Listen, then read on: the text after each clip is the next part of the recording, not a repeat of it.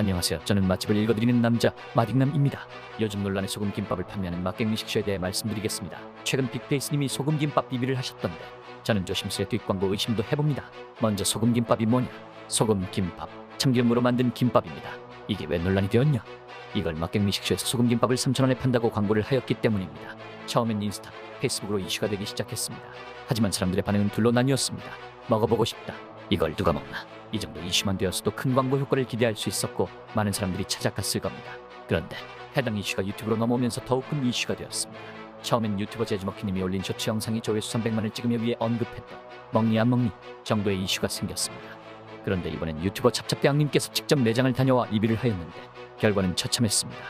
그가 주문한 메뉴는 소금김밥, 돼지수육, 굴라면, 소라초무침. 평가는 처참했고 맛도 없고 불친절했다는 내용의 영상이 올라왔습니다. 그런데 여기서 문제의 두 번째 논란이 시작됩니다. 찹찹대왕님의 영상에 맛갱미식쇼 사장님이 직접 댓글을 달게 된 겁니다. 해당 내용이 다 어이없지만 가장 충격적인 것을 말씀드리겠습니다. 사장님이 직접 단 댓글입니다.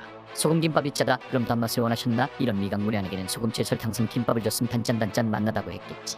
굴라면이 라면 맛이라 얼큰해장이 안 됐다. 6,000원짜리 라면에서 너무 많은 걸 바라네요.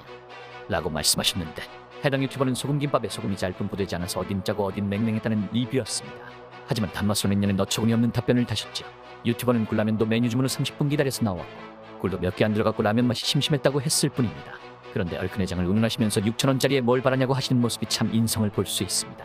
해당 영상의 댓글이 더 큰 이슈를 불러냈고 유튜브 시청자들은 배민 댓글까지 찾아냈는데 배민 댓글도 회가 비렸다고 하니까 앞으로 생선회를 주문하지 말라고 하는 모습이 충격을 줬습니다.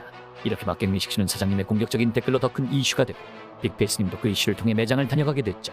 그런데 왜 뒷광고 의심이 드냐면 물론 아니겠죠. 아닐 겁니다. 그냥 의심이 들 뿐입니다.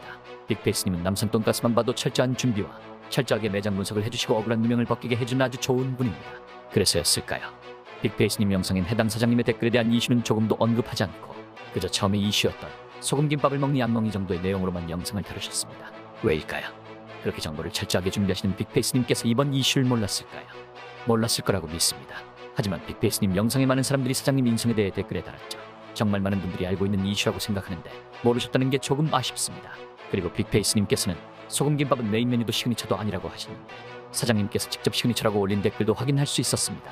그리고 빅페이스님은 더 이상 소금김밥으로 욕을 안 했으면 좋겠다고 하시는데 가성비와 맛 때문에 욕하는 게 아니란 걸 제 영상을 통해 아셨으면 좋겠네요. 남산 돈가스도 맛 때문에 이슈가 된 게 아니잖아요. 그럼 이곳 맛갱미식쇼가 정말 맛집인지 아닌지 광고와 리뷰들을 통해 분석해드리겠습니다. 우선 네이버 리뷰입니다. 이곳이 정말 줄서는 맛집이라면 영수증 리뷰가 100개일 수가 없습니다. 사장님 말씀에 의하면 인스타가 있기 전부터 장사를 해오셨다고 했는데 그렇게 오래된 맛집이 고작 리뷰 100개? 이건 아니라고 생각합니다.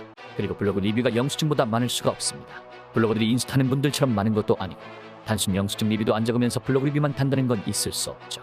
블로그들을 살펴보니 역시나 블로그는 대부분 이용권을 받아 작성된 광고들이었습니다. 물론 광고를 많이 한다고 해서 그 집이 맛없는 집은 아닙니다. 광고만으로는 오랫동안 장사를 유지할 순 없습니다. 그렇다면 맛갱미식쇼의 음식 맛은 어떨까요? 사장님 말씀에 이곳의 메뉴는 100가지가 넘고 그날 재료에 따라 메뉴를 바꾼다고 합니다. 그렇기 때문에 어떤 게 맛있고 어떤 게 이상한지 구분이 어렵긴 합니다. 하지만 언제나 있는 메뉴가 바로 소금김밥이라는 거죠. 소금김밥의 맛은 빅페이스님이 정확히 알려주셨습니다. 소금김밥 맛이라고 말입니다. 사실 소금김밥 이 조합이 맛없으면 말이 되나요? 어린이집 어린이들도 맛있게 만들 겁니다.